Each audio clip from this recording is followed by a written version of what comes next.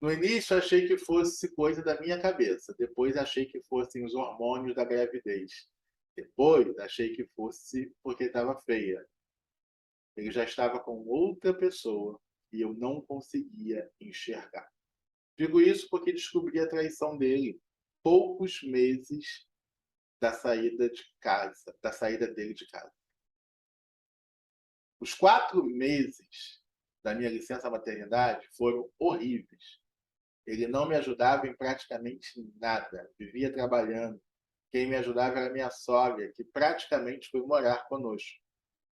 Passei meses nessa angústia, até que em janeiro de 2021 eu não aguentei e perguntei o que estava acontecendo. Ele já não estava usando a aliança e perguntei se eu deveria fazer o mesmo. Ele estava indo trabalhar nesse dia e pediu para eu esperar ele voltar para a gente conversar.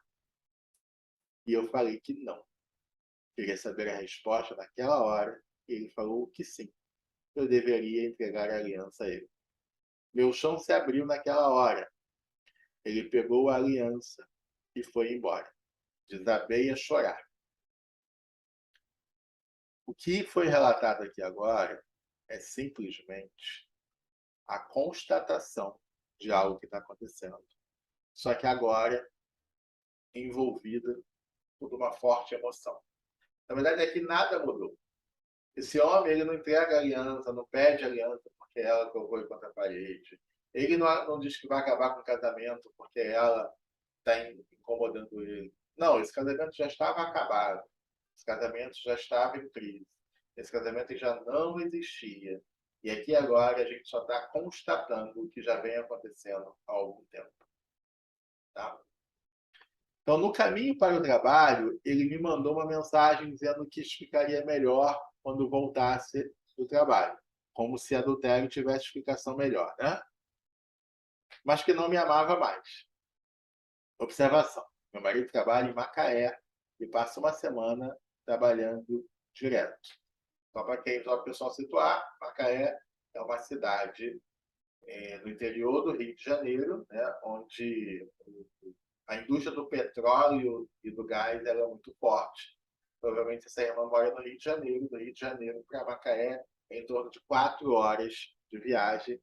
Então, provavelmente ele passava dias, né, nessa cidade trabalhando, ou semanas, para depois voltar para casa. Aquilo acabou comigo. Ler aquelas palavras fez meu coração em pedaços. Sofri como nunca. Não comia, não dormia, não conseguia me concentrar nas tarefas simples da casa, dos filhos. Conversamos na volta dele, mas ele já estava decidido. Não queria mais o casamento, queria ser feliz. Não me amava mais. E muitas outras coisas que não faziam muito sentido. Falou de coisas do tempo que éramos namorados. Os amigos dele me achavam mal amada, traumatizada. Ele nunca havia falado aquilo para mim. Doeu tanto, tanto. Imagino que realmente tenha sido uma dor muito grande. Não é fácil ouvir determinadas situações. Pedi para repensar, pois não podíamos jogar fora o casamento, mas ele estava decidido. Lembrei de um casal de amigos pastores e pedi ajuda a eles. Perguntei o que eu poderia fazer. Eles conversaram comigo e pediram que eu levasse o meu esposo no final do culto na igreja que eles congregavam. Observação: eu sempre me considerei evangélica, mas não frequentava nenhuma denominação. Eles iriam conversar com a gente. Perguntei ao meu marido se ele iria, ele não recusou, mas já deixou claro que só iria porque eu estava pedindo e que nada iria fazê-lo mudar de ideia. Fomos, tivemos uma longa conversa, mas como dito pelo meu esposo, ele já estava decidido e não mudaria a decisão. Queridos, nesse momento, onde o marido tomou uma decisão de sair de casa, a posição que precisamos ter é de deixá-lo ir. Não é de se humilhar, não é de implorar, não é de pedir para ficar, porque não faz o menor sentido uma pessoa que não quer ficar do nosso lado. É viver o inferno. Isso não é solução. Deixa aí e vamos pensar no que fazer a partir de agora.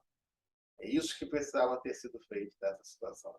Não adianta chamar o pastor, não adianta chamar o padre, não adianta chamar ninguém. Deixa aí. Se alguém conseguir convencê-lo do contrário, é só adiar o sofrimento, porque ele vai embora, mais cedo ou mais tarde. Vamos lá. No dia seguinte, conversei com meu esposo e deixei claros os meus sentimentos. Ele me ouviu e falou que pensou durante toda a noite e decidiu pensar mais um pouco. Me enchi de esperanças. Levou um mês para que ele respondesse. Um longo mês de aflição e dor, que é o que eu acabei de falar. É só adiar a dor, não é solução. No final, ele manteve a triste decisão e poucas semanas depois saiu de casa. A pedido meu, pois eu não aguentava viver com uma pessoa que nem me olhava nos olhos. Entendeu, pessoal? Deixa aí. Só aumenta a dor pedir para ficar. Isso foi no final de fevereiro de 2021. Desde então, tudo tem sido muito difícil. Imagina. Fiquei praticamente sozinha, com 3 filhos. A casa que estava em obras, voltando a trabalhar presencialmente. A filha mais velha, arrasada com a decisão do pai. No início, ele quase não visitava os filhos. Não ligava para saber, ficou assim por alguns meses. Nunca me procurou para conversar sobre nós. Nunca falou em arrependimento ou volta. A mãe dele o apoiou na decisão de sair de casa. Falava mal de mim, pois soube pela babá dos meus filhos. Pedi ajuda a ela antes do filho sair de casa. Ela negou. Quando meu esposo saiu de casa, eu decidi que iria lutar por ele em oração. Não concordava e ainda não concordo com a separação. Essa é uma posição boa, muito legal. Eu também não concordo com a separação. Aliás, ele nunca falou em divórcio. Nunca deixou de participar financeiramente da criação das crianças. Mas a maioria das vezes preciso lembrá-lo das contas. Com o passar dos meses, ele voltou a frequentar mais a nossa casa, passar mais tempo com as crianças. Esse posicionamento está errado. Ele não deve frequentar a sua casa. Não é bom. Também, com o passar do tempo, descobri que ele já estava morando com outra pessoa. Na verdade, ele saiu para viver com essa pessoa, pois já estavam juntos, enquanto eu estava grávida dos meninos. Não faço ideia de como ele conheceu essa pessoa, pois ela não tem nada a ver com ele. Deixo claro que nunca corri atrás dele para saber de nada, e sabendo por acaso. Até hoje, ele nunca falou dessa pessoa para mim. Ele nem sabe que eu sei, pois nunca toquei no assunto. Ajo como não soubesse de nada. E não falo sobre nós. Falo apenas sobre as crianças. Ele já assumiu essa pessoa para a família, mas não assumiu para mim e nem para a nossa filha mais velha. Não consigo entender esse comportamento dele.